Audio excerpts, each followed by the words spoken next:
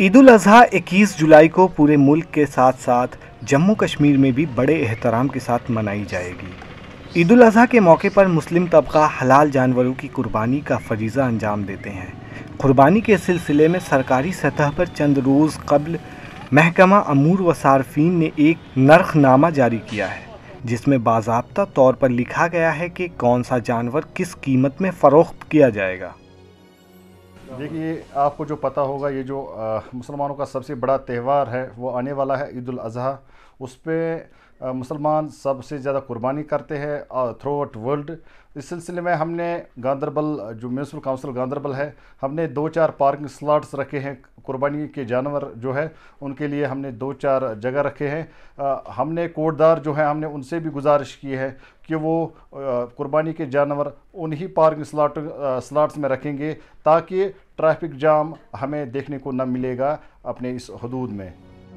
सरकारी सतह पर तय की गई कीमत को लेकर जगह जगह पर खरीदो फरोख्त के दौरान आपसी झगड़े देखने को मिल रहे हैं, क्योंकि फरोख्त करने वाले सरकारी रेट को ये कहकर ठुकरा रहे हैं कि जानवर को पालने के दौरान काफ़ी खर्चा आ रहा है।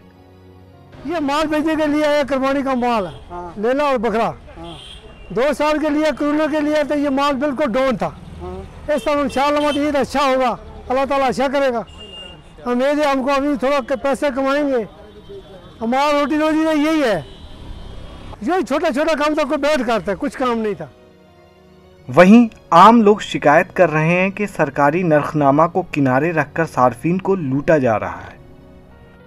गवर्नमेंट ने एक मखसूस रेट फिक्स किया है, मगर ऑन ग्राउंड उस पर की धज्जियाँ उड़ाई जा रही है। अब मेरी डिस्ट्रिक्ट एडमिनिस्ट्रेशन से ये अपील है कि वो एक मुकर्रर किसी जगह करे, ताकि गवर्नमेंट की नज़रें पूरी उन पर रह जाएगी, जो कि उनकी मनमानी नहीं चलेगी।